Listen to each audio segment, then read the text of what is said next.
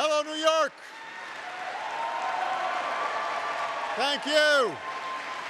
Thank you so much. Thank you. Everybody, please have a seat. It is great to be back in Albany.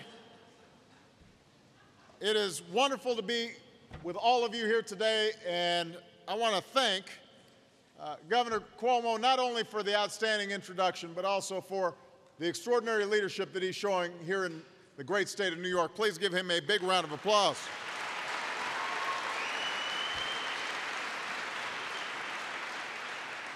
He is doing outstanding work. I also want to thank Mayor Jennings, who's here. Give the mayor a big round of applause. Don't be shy. We've got Chancellor Zimfer. We appreciate very much. Dr. Caballeros, I want to make sure I say that right. Folks mess up my name all the time. Caballeros, for hosting us here today. We've got a couple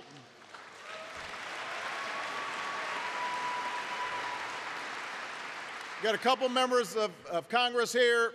Paul Tonko. And also Representative Chris Gibson is here.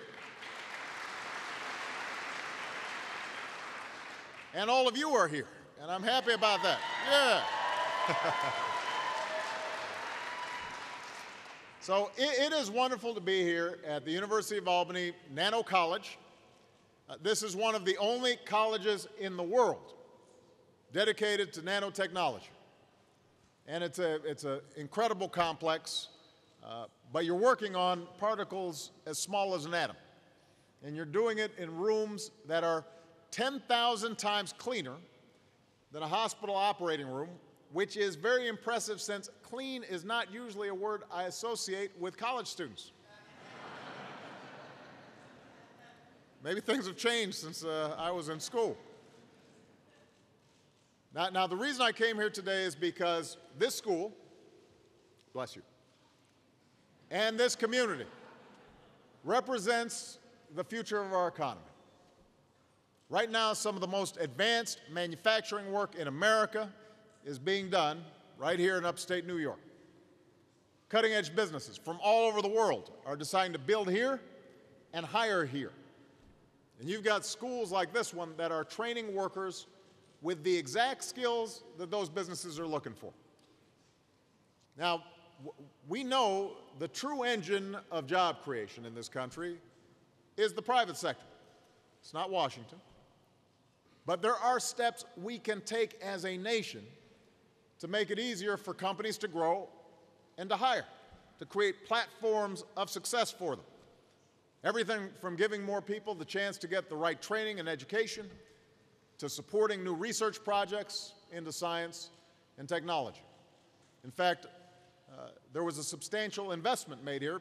I was talking to Governor Cuomo about the investment his father made here to help get this center started. There are things we can do to make sure that if you're willing to work hard and meet your responsibilities, you can find a job, own a home, maybe start a business, and most importantly, give your kids a chance to do even better than you did. And that's something we believe has to be available to everybody, no matter where you come from, no matter what you look like. We can make a difference. And at this make-or-break moment for America's middle class, there's no excuse for inaction. There's no excuse for dragging our feet. None. Now, over the last few years, there are certain steps that I've been able to take on my own to help spur the kind of innovation that we're seeing here, and also to help the overall economy grow. So we announced a new policy several months back that will help families refinance their mortgages, save up to thousands of dollars a year. We sped up loans and competitive grants for new projects all across the country so thousands of construction workers can get back on the job. We simplified the student loan process to help roughly 5.8 million students, like the students here, save money on repayments.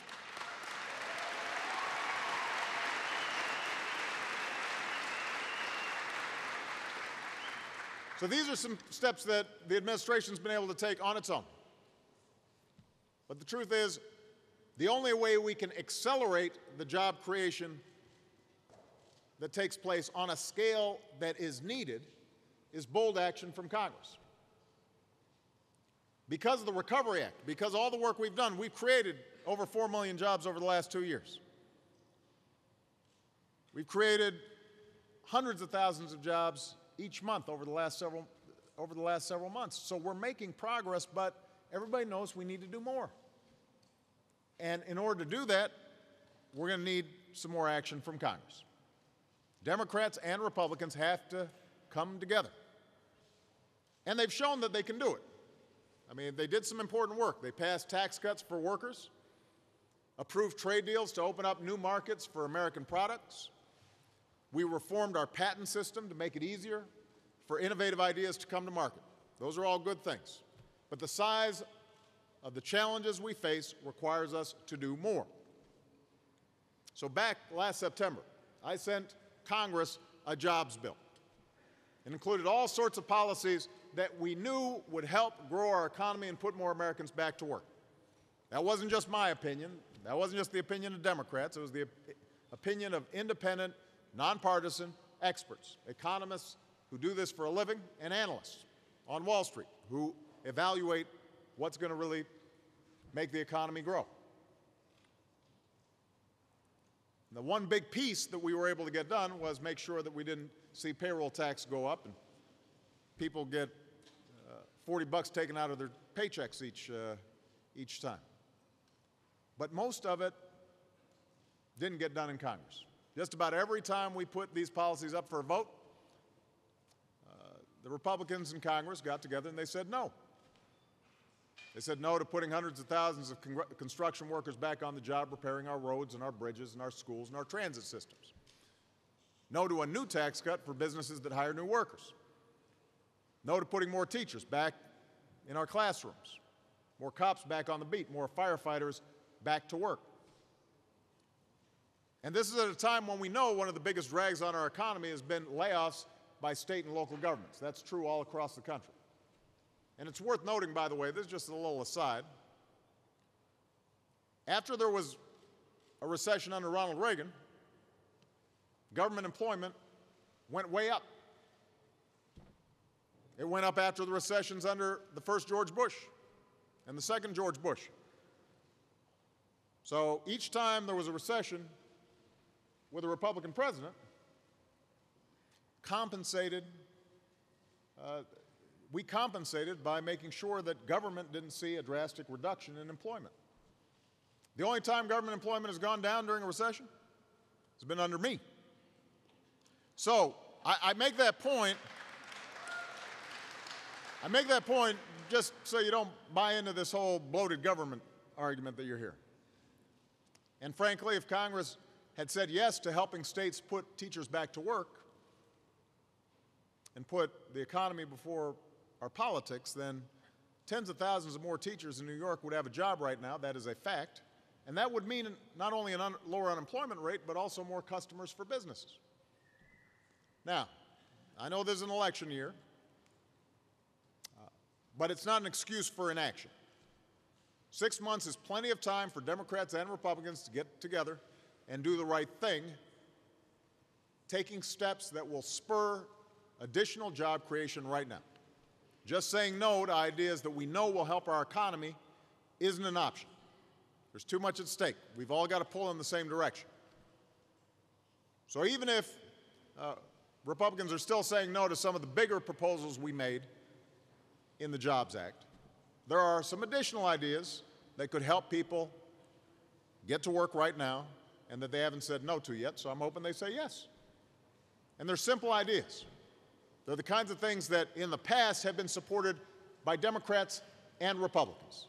These are traditionally ideas that have had bipartisan support. They won't have as big of an impact as rebuilding our infrastructure or helping states hire back teachers, but together, all of these ideas will do two things. They'll grow the economy faster, they'll create more jobs. So today I'm announcing a handy little to-do list that we've put together for Congress.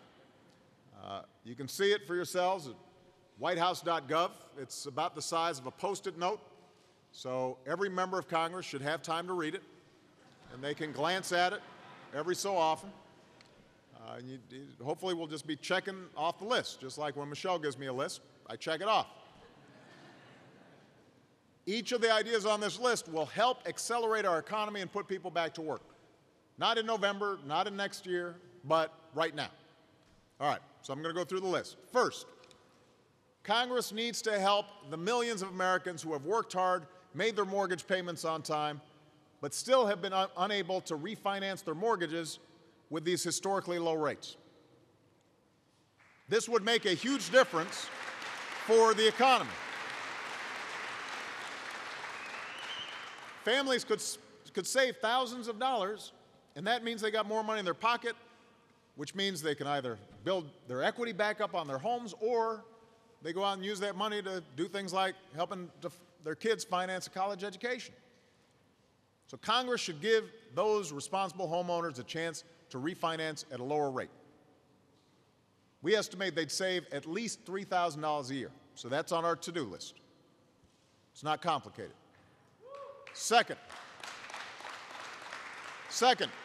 if Congress fails to act soon, clean energy companies will see their taxes go up, and they could be forced to lay off employees. In fact, we're already hearing from folks who produce wind turbines and solar panels and a lot of this green energy that they're getting worried because there's uncertainty out there. Congress hasn't renewed some of the tax breaks that are so important to this industry. And since I know that the other side in Congress have promised they'll never raise taxes as long as they live, this is a good time to keep that promise when it comes to businesses that are putting Americans to work and helping break our dependence on foreign oil.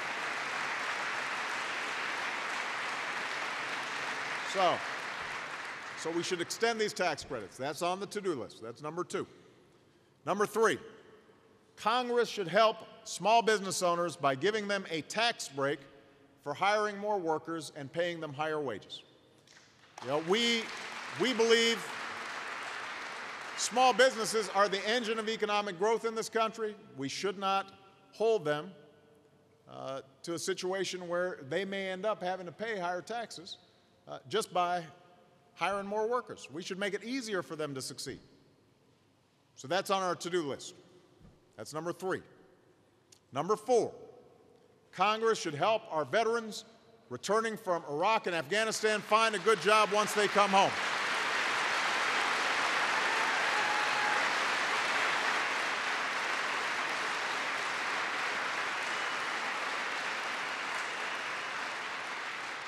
Our men and women in uniform have served this country with such honor and distinction. A lot of them come from upstate New York. Now it's our turn to serve them. So we should create a Veterans Job Corps that helps them find work as cops and firefighters and employees at our national parks. That's on our to-do list. And then the last item, the 5th item, which bears especially on what's going on here,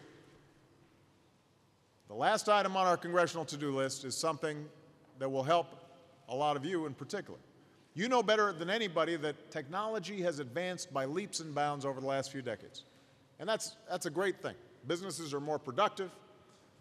Consumers are getting better products for less. But technology has also made a lot of jobs obsolete. Factories where people once thought they'd retire suddenly left town.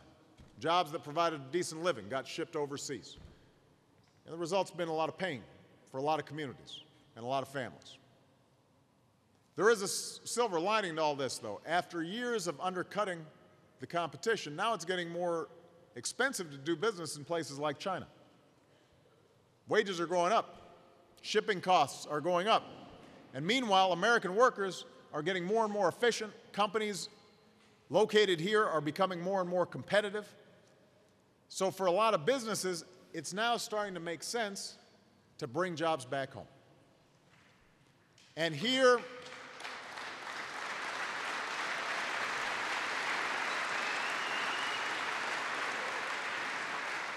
in the Tri-City area, you've got companies like IBM and Global Foundries that could have decided to pack up and move elsewhere, but they chose to stay in upstate New York because it made more sense to build here and to hire here. You had more to offer. Got some of the best workers in the world. You got an outstanding university. Now I want what's happening in Albany to happen all across the country, places like Cleveland and Pittsburgh and Raleigh.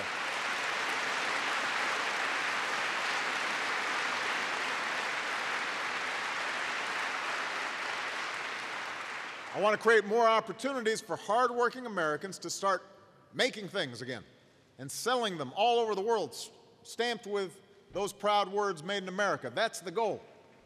So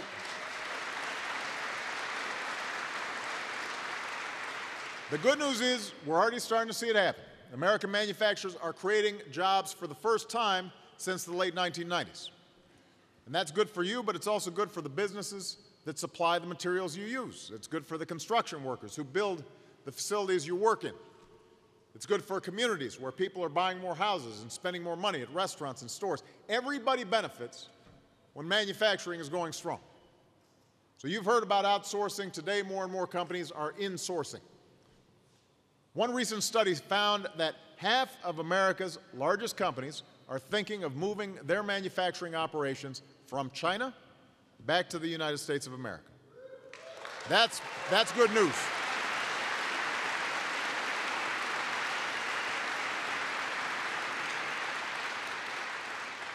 Because even when we can't make things cheaper than other countries because of their wage rates, we can always make them better. That's who we are. That's what America's all about.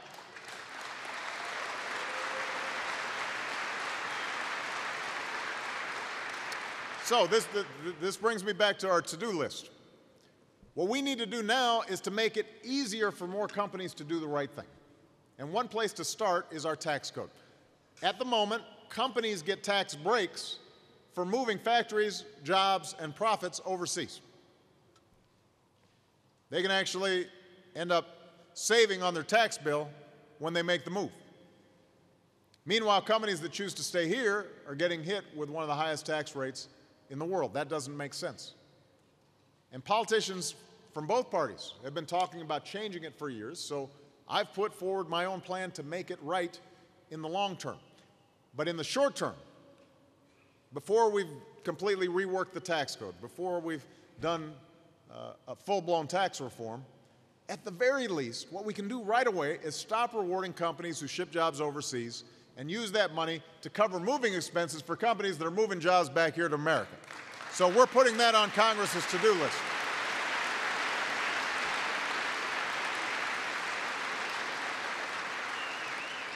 This is something simple to do. We shouldn't wait. We should get it done right now. So that's the fifth item. That's all on our to-do list. I'm not trying to overload Congress here. So over the next few weeks, I'm going to be talking about this to-do list when I'm on the road. I'm going to be talking about all the things that Congress can do right now to boost our economy and accelerate even more job growth. Of course, it's not enough just to give them the list. We've also got to get them to start crossing things off the list. And that's where all of you come in. I'm going to need you to pick up the phone, write an email, tweet, remind your member of Congress we can't afford to wait until November to get things done. Tell them now's the time to help more Americans save money on their mortgages, time for us to invest more in clean energy and small businesses. It's time for us to help more veterans find work, and it's time to make it easier for companies to bring jobs back to America. It's the right thing to do. Now, I'm cheating a little bit. I said that was my to-do list. There actually is one other thing they've got to do. Before they do anything else, Congress needs to keep student loan rates from doubling for students who are here and all across the country.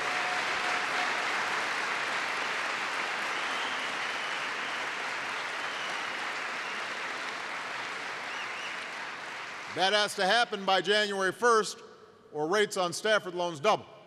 These young people are nodding their heads. They don't like that. They've heard about this. And we need to pass a transportation bill that guarantees almost 1 million construction workers can stay on the job. So the good news is both parties say they want to make this happen. We've done this before, so Congress just needs to work out the details. Don't let politics get in the way. Get this done before July 1st. Those bills should be passed right now. So I'm cheating a little bit. There are actually 7 items on the to-do list, but 2 of them are old business, and folks have already said they want to get them done. Albany, we've got a long way to go if we're going to make sure everybody who wants a job can find one, and every family can feel that sense of security that was the essence of America's middle-class experience. But we can't just go back to the way things used to be. We've got to move forward to an economy where everybody gets a fair shot, everybody's doing their fair share, everybody plays by the same set of rules. And that's what you guys are doing here in Albany. You're investing in your future. You're not going backwards. You're going forward. With your help, I know we can get there, because here in America, we don't give up. We keep moving. We look out for one another. We pull each other up. That's who we are, and if we work together with common purpose, I've got no doubt we can keep moving this country forward and remind the world just why it is. The United States of America is the greatest nation on earth. Thank you so much, everybody. God bless you. God bless America.